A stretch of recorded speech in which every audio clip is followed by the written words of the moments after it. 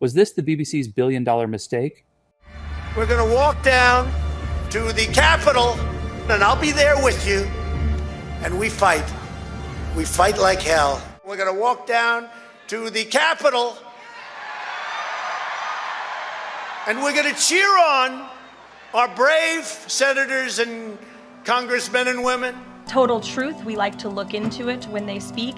Unlike the BBC, who had multiple headlines. They wrote, Israeli tank kills 26, Israeli tank kills 21, Israeli gunfire kills 31, Red Cross says 21 people were killed in an aid incident, and then, oh wait, they had to correct and take down their entire story, saying we reviewed the footage and couldn't find any evidence of anything.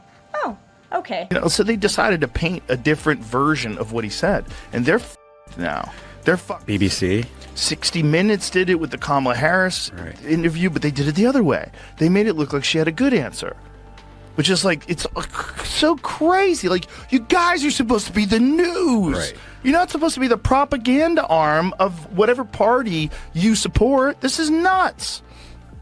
This is fucking nuts. And BBC is always like the one you quote when you want to seem smart. I was watching this thing on the BBC. Oh, Yeah. Dude, you watch the BBC? You must be fucking smart. I'm not looking to get into lawsuits, but I think I have an obligation to do it. This was so egregious.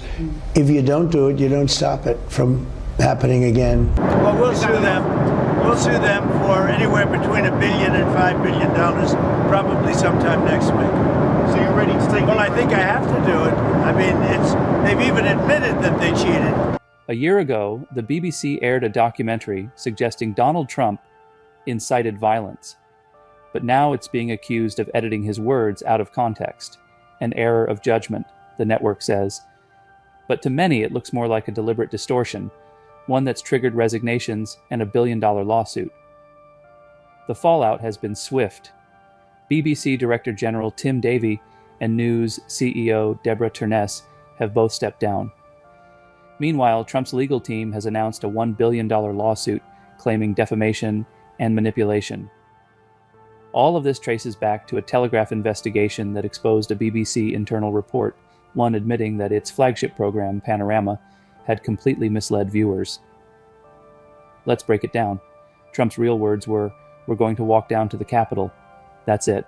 But the BBC added music, crowd shots, and dramatic pacing, making it sound like something much more dangerous. Then they edited in another part of Trump's speech from nearly an hour later, where he said, we fight like hell." Two separate moments stitched together to look like one rallying cry for violence. In broadcast journalism, editing is normal. Reporters cut for time, clarity, or repetition. But this edit crossed a serious line. It changed the meaning of what was said. A responsible editor would have used a visual cue, a fade, a white flash, something to show the passage of time.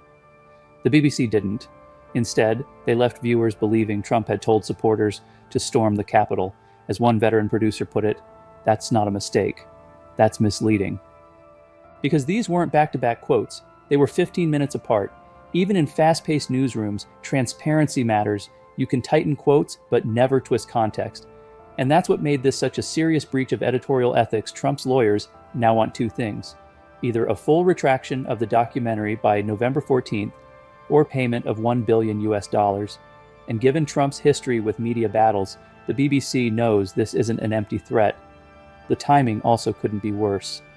The UK government is already reviewing the BBC's funding model and charter.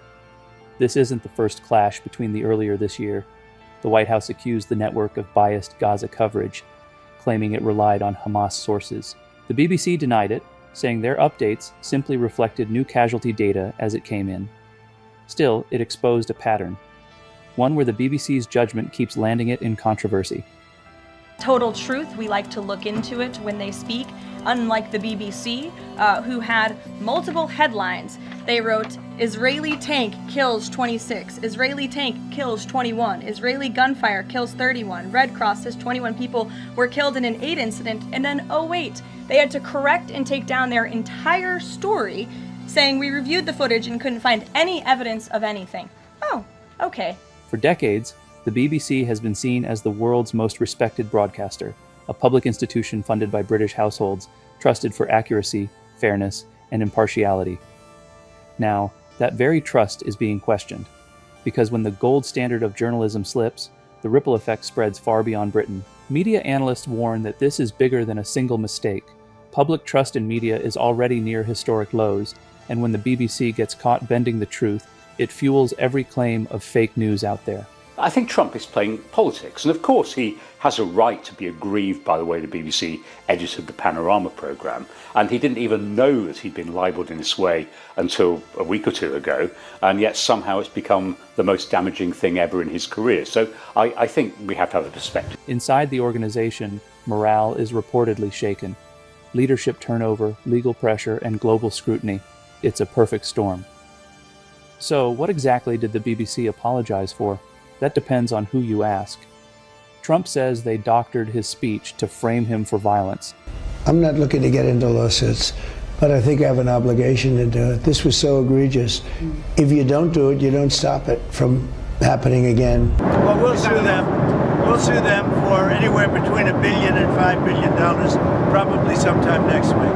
So you're ready to take... Well, I think I have to do it. I mean, they've even admitted that they cheated. The BBC insists the edit merely gave the wrong impression, but when an impression costs reputations, leadership, and possibly $1 billion, that's more than a simple slip-up. That's a crisis of credibility.